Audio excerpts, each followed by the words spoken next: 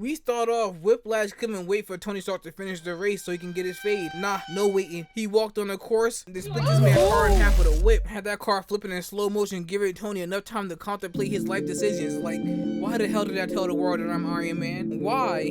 I can't get no moments of rest now. Usually you could be a nice little billionaire, you know, relax, maybe do some Muay Thai, you know, some MMA, some wrestling, you know what I'm saying? You could do something when you're a billionaire, buy a mega boat. Nah, not when you tell the world that you're Iron Man. You got old niggas with whips ready to cut you in half. This man Tony looked up from his destroyed car and only thing he sees is a man walking mighty slowly towards him with some electrifying whips. I'll be terrified. Kinks are now starting to get super dangerous. Now Whiplash is still walking down the course, so there's actively cars coming towards him. While the accident of this yellow car is commendable to avoid hitting one person, he caused a massive explosion, probably killing every other driver and the other cars that crashed into his. Just hit this motherfucker on the road. He got an orange prison jumper on and whips in his hands. He's up to no good. And boy, does this man must have the luck of a god, because cars and debris is flying everywhere. But this man's hair is untouched. I know damn well he got some hair chemicals in his head and not a single flame hit that bitch, turn him into Michael Jackson. Unbelievable. This man Whiplash is lit up to his name because he walked over to the car and gave it a nice little whip, splitting it to further pieces. My guy, leave the car alone. It's been through enough. But Tony Stark must have been a magician in his past life or something, because he did a nice little Batman trick and vanished. When I seen this scene, I was looking exactly how this man was looking. Where the fuck did he go and how did he get out the car that fast? But I must say, even without the suit, Tony must have the heart of a hero, because he didn't back down. No, he came behind this man with a weapon in his hand and hit this man in the back of the head like it was WWE and that was a steel chair. But why in the fuck is this man still standing? Like, he seemed more disrespected by the fact he was hit by something and less hurt, because he quickly retaliated with precision, smacking the weapon out of Tony's hand without hurting him. Now I can't tell if he's toying with Tony or Tony is really just him, because he is either avoiding this shit effortlessly, this man is playing with him, or this man is ass. But we've seen the speed of his whipping capabilities and we've seen the precision of his whipping capabilities, so Tony might just be that. And see, that's why you gotta stay limber, because if Tony wasn't limber, he wouldn't have been able to do this. And he was doing so fine, he was doing so good until he decided to run away. Oh, snap from behind.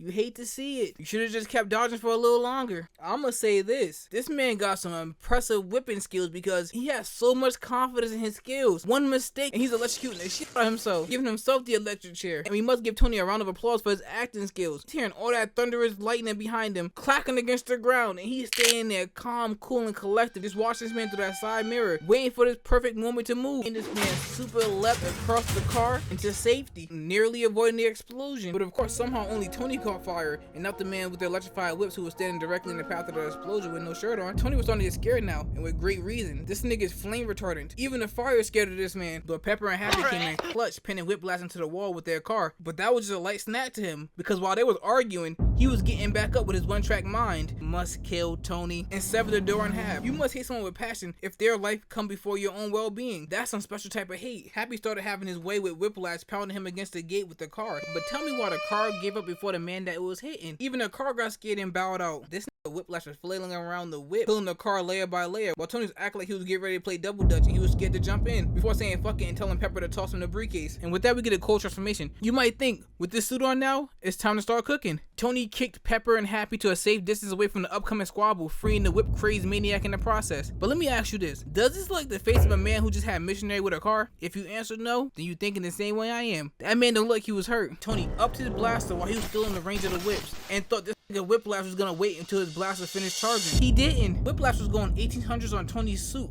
it up. Why is Tony doing a worse job now that he has a suit on than he did when his suit was off? At least with the suit off, he can dodge. Tony's suit over here emanating all type of beeps and alerts. Jarvis must have never felt an aspect like this, the way the suit is beeping. Tony finally successfully used his blaster, but it deflected effortlessly. But did I miss a part in the movie? When did Whiplash have an auto aiming system to deflect blast? He doing that purely with his own eyesight and reflexes? Crazy. Now I gotta start questioning myself. Which one of them had their weapon the longest? Whiplash was back on the assault and on Tony's ass as well. He coiled one of the rips around Tony's arms, but he had two. The other one went around Tony's neck. Then he pulled this man, having him bounce off the ground like a basketball. But was he finished? No, he wasn't. He tugged him again, this time giving Happy a better look at the ass whooping. But he still had more in store for the dog walking. He didn't yank him off top of the car back to the ground. The violation wasn't violating enough for him. He took one of the whips off of him, gave him a little zap zap to let him know, yeah, I still can control the electricity. At this point of the fight, I would look back at Pepper and said, where's Rhodey at? I'm gonna need a little roadside assistance. But I guess Tony still wanted to showcase he still has it in him, because he stood up, then started wrapping the whip around his own arm as he walked closer towards Whiplash, trying to get some face-to-face action. See, now Tony's starting to work a little bit. Even while walking closer, he was able to avoid one of Whiplash's whips. It's over for him now. He's locked in. After stealing most of the length from this man's whip, he walked over there and instantly fed him a two-piece. Returned the favor by flipping him over his shoulder. And you know it had to hurt. This man has pure bat meat exposed. Then he basically snatched the man's chain and in the fight,